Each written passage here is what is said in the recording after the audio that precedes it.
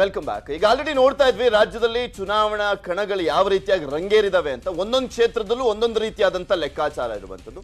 ಒಂದ್ ಕಡೆ BJP high command ನಾಯಕರನ್ನ ನಂಬ್ಕೊಂಡಿದೆ. ಹೈಕಮಾಂಡ್ ನಾಯಕರು ಅಂದ್ರೆ ಅಲ್ಲಿ ಮೇನ್ ಆಗಿ ಮೋದಿ ಅವರನ್ನ ನಂಬ್ಕೊಂಡಿರುವಂತದ್ದು. ಅವ್ರ ಫೇಸ್ ಅನ್ನ ತೋರಿಸ್ಕೊಂಡು ಮತವನ್ನ ಕೇಳ್ತಾ ಇದ್ದಾರೆ. ಆದ್ರೆ ರಾಜ್ಯದಲ್ಲಿ ರಾಜ್ಯದ ನಾಯಕರು ತುಂಬಾ ಸ್ಟ್ರಾಂಗ್ ಆಗಿರುವಂತದ್ದು. ಅಲ್ಲಿ ಹೈಕಮಾಂಡ್ ನಾಯಕರು ಅನ್ನೋದಕ್ಕಿಂತ ಸ್ಥಳೀಯ ನಾಯಕರಿಗೆ ಬೇಡಿಕೆ ಜಾಸ್ತಿ. ಅದರಲ್ಲೂ ಸ್ಪೆಷಲಿ ಸಿದ್ದರಾಮಯ್ಯನವರಿಗೆ ಆಲ್ಮೋಸ್ಟ್ ಎಲ್ಲಾ ಕಡೆ ಬೇಡಿಕೆ ಅಂತ ಹೇಳಿದ್ರೆ ತಪ್ಪಾಗ್ಲಿಕ್ಕಿಲ್ಲ. ಆಲ್ಮೋಸ್ಟ್ ಅಂತ ಯಾಕೆ ಹೇಳ್ತಾ ಇದೀನಿ ಅಂದ್ರೆ ಹಳೆ ಮೈಸೂರು ಭಾಗದಲ್ಲೆಲ್ಲ ವರ್ಕೌಟ್ ಆಗಲ್ಲ.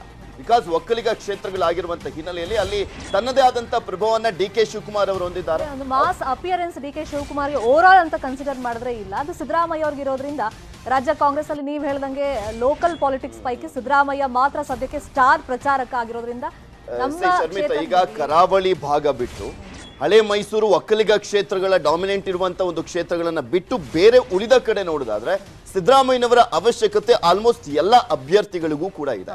ನಾವು ಯಾವಾಗಲೂ ಒಂದು ಜಾತಿ ಲೆಕ್ಕಾಚಾರವನ್ನ ಹೇಳ್ತಾ ಇದ್ವಿ. ಈಗ ಲಿಂಗಾಯತ ಪ್ಯಾನ್ ಕರ್ನಾಟಕ ಎಲ್ಲ ಕಡೆ ಇದ್ದಾರೆ. ಅದೇ ರೀತಿಯಾಗಿ ಒಕ್ಕಲಿಗ ಸಮುದಾಯ ಹಳೆ ಮೈಸೂರು ಭಾಗದಲ್ಲಿ ಮಾತ್ರ ಇರುವಂತದ್ದು. ಆದ್ರೆ ವಾಲ್ಮೀಕಿ ಸಮುದಾಯ, ಕುರುಬ ಸಮುದಾಯ ಎಲ್ಲ ಇದೆಯಲ್ಲ, ಇದೆಲ್ಲ ಪ್ಯಾನ್ ಕರ್ನಾಟಕ ಇರುವಂತದ್ದು. ಅಹಿಂದ ಮತಗಳನ್ನ ಯಾವಾಗ್ಲೂ ಕೂಡ ಸಿದ್ದರಾಮಯ್ಯನವರು ತನ್ನದೇ ಆದಂತ ಒಂದು ಸೆಳೆತ ಇದೆ ಅವರಿಗೆ. ಅಹಿಂದ ಸಮಾವೇಶ ಎಲ್ಲ ಮಾಡ್ಕೊಂಡ್ಬಂದಿದ್ದಂತ ಕೆಲವರು ಹೇಳ್ತಾರೆ ಅವ್ರ ಹತ್ರ ಉಡಾಫೆ ಆಗಿ ಮಾತಾಡ್ತಾರೆ ಅಂತ. ಆ ಉಡಾಫೆ ಮಾತುಗಳೇ ಕೆಲವರಿಗೆ ಇಷ್ಟ ಆಗುತ್ತೆ. ಅದರಿಂದಲೇ ಸೆಳೆಯೋದು ಕೂಡ ಸಿದ್ದರಾಮಯ್ಯ ಅವರು.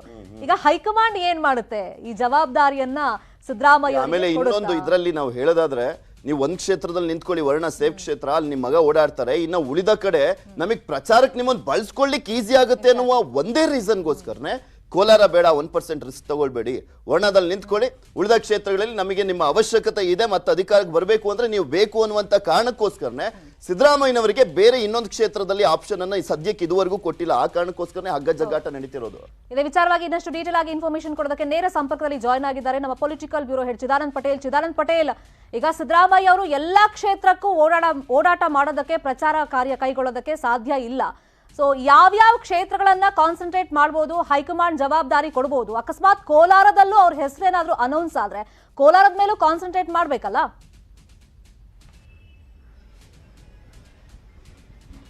ಶರ್ಮಿತಾ ಶೆಟ್ಟಿ, ಸಿದ್ದರಾಮಯ್ಯ ಪ್ರಚಾರದ ಹೊಣೆಯನ್ನ ಪ್ರದೇಶ ಕಾಂಗ್ರೆಸ್ ಸಮಿತಿ ಈ ಬಾರಿ ವಹಿಸಿಕೊಳ್ಳಲಿಕ್ಕೆ ತೀರ್ಮಾನ ಮಾಡಿತ್ತು. ಆದರೆ ಎಲ್ಲೊಂದು ಕಡೆ ಡಿ.ಕೆ. ಶಿವಕುಮಾರ್ ತಮ್ಮ ಅಭ್ಯರ್ಥಿಗಳ ಪರವಾಗಿ ಮತ್ತು ತಮಗೆ ಎಲ್ಲಿ ಅನುಕೂಲ ಆ ರೀತಿಯಲ್ಲಿ ಅಲ್ಲಿ ಸಿದ್ದರಾಮಯ್ಯನವರನ್ನ ಬಳಸಿಕೊಳ್ಳಲಿಕ್ಕೆ ತೀರ್ಮಾನ ಮಾಡಿದೆ ಅಂತೇಳಿ ಗಂಭೀರ ಆರೋಪ ಕೇಳಿ ಬಂದಿತ್ತು.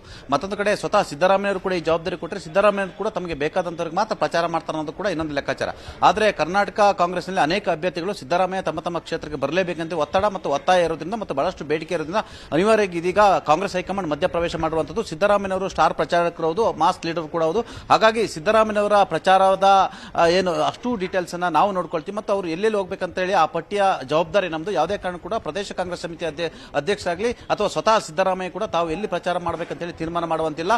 ಬದಲಾಗಿ ಕಾಂಗ್ರೆಸ್ ಹೈಕಮಾಂಡ್ ಒಂದಷ್ಟು ಲೀಸ್ಟ್ ಅನ್ನು ಕೊಡುತ್ತೆ. ಆಯಾ ಕ್ಷೇತ್ರಗಳಿಗೆ ಸಿದ್ದರಾಮಯ್ಯನವರು ಹೋಗಲೇಬೇಕಾಗಿದೆ ಮತ್ತು ಅಭ್ಯರ್ಥಿಗಳ ಬೇಡಿಕೆ, ಅನಿವಾರ್ಯತೆ ಮತ್ತು ಕ್ರಿಟಿಕಲ್ ಇರ್ತಕ್ಕಂಥದ್ದು ಮತ್ತು 50-50 ಇರ್ತಕ್ಕಂಥದ್ದು, ಗೆಲ್ಲುವ ಸಾಧ್ಯತೆಗಳು ಇರ್ತಕ್ಕಂಥದ್ದು ಆ ಪಟ್ಟಿಯನ್ನು ಮಾಡಿಕೊಂಡು ಆಯಾ ಕ್ಷೇತ್ರಗಳಿಗೆ ಸಿದ್ದರಾಮಯ್ಯರನ್ನ ಸ್ಟಾರ್ ಪ್ರಚಾರಕರಾಗಿ ಕಳಿಸಿಕೊಡ್ಲಿಕ್ಕೆ ಕಾಂಗ್ರೆಸ್ ಹೈಕಮಾಂಡ್ ತೀರ್ಮಾನ ಮಾಡುವಂಥದ್ದು. ಸದ್ಯ ಕರ್ನಾಟಕ ಕಾಂಗ್ರೆಸ್ನಲ್ಲಿ ಸದ್ಯಕ್ಕೆ ಇರ್ತಕ್ಕಂಥವರು ಏಕೈಕ ಸ್ಟಾರ್ ಪ್ರಚಾರಕರು ಮತ್ತು ಮಾಸ್ ಲೀಡರ್ ಸಿದ್ದರಾಮಯ್ಯ ಆಗಿದ್ದರಿಂದ ಸಿದ್ದರಾಮಯ್ಯನನ್ನು ಹೆಚ್ಚು ಬಳಸಿಕೊಳ್ಳಬೇಕು, ಅವರ ಅನುಕೂಲಕ್ಕೆ ತಕ್ಕಂತೆ ಪ್ರಚಾರಕ್ಕೆ ಅವಕಾಶವನ್ನು ಕೊಡಬಾರದೆಂಬ ಕಾರಣಕ್ಕಾಗಿ ಸ್ವತಃ ಹೈಕಮಾಂಡ್ ಈಗ ಮಧ್ಯಪ್ರವೇಶ ಮಾಡಿರುವಂಥದ್ದು. ಶರ್ಮಿತಾ ಶೆಟ್ಟಿ. ಥ್ಯಾಂಕ್ ಯು ಚಿದಾನಂದ್ ಪಟೇಲ್ ಈ ಕ್ಷಣದ ಅಪ್ಡೇಟ್ಸ್ಗೆ. ಶರ್ಮಿತಾ, ಈಗ ನಾವು ನೋಡ್ತಿರ್ತೀವಲ್ಲ, ಯಾವಾಗಲೂ ಕೂಡ ಚಲಾವಣೆ ನೋಟಿಗೆ ಬೆಲೆ ಜಾಸ್ತಿ, ಯಾವ ದೊಡ್ಡ ನೋಟ್ ಇರುತ್ತೆ ಅದಕ್ಕೆ ಬೆಲೆ ಜಾಸ್ತಿ. ಅದೇ ರೀತಿಯಾಗಿ ಸಿದ್ದರಾಮಯ್ಯನವರಿಗೆ ಇನ್ನೊಂದು ಕಡೆ ಕಾಂಗ್ರೆಸ್ ತುಂಬಾ ಈಸಿಯಾಗಿ ನೀಟಾಗಿ ಈ ಕ್ಷಣದವರೆಗೂ ಕೂಡ ಬ್ಯಾಲೆನ್ಸ್ ಮಾಡ್ಕೊಂಡ್ ಬಂದಿದ್ದಾರೆ.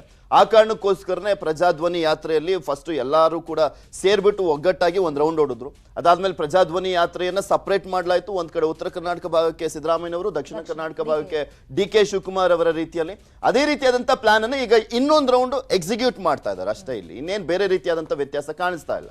ಇದಾಗಿತ್ತು ಇವತ್ತಿನ ಚುನಾವಣಾ ಚದುರಂಗ. ಮುಂದಿನ ರಾಜಕೀಯ ಬೆಳವಣಿಗೆ ಜೊತೆಗೆ ನಾನು ಹಾಗೇನೆ ಪೃಥ್ವಿ ನಿಮ್ಮ ಮುಂದೆ ಹಾಜರಾಗ್ತೀವಿ. ಅಲ್ಲಿವರೆಗೂ ನೋಡ್ತಾ ಇರಿ News 18. ಜಾಲ ನಮ್ಮದು, ಬಲ ನಿಮ್ಮದು.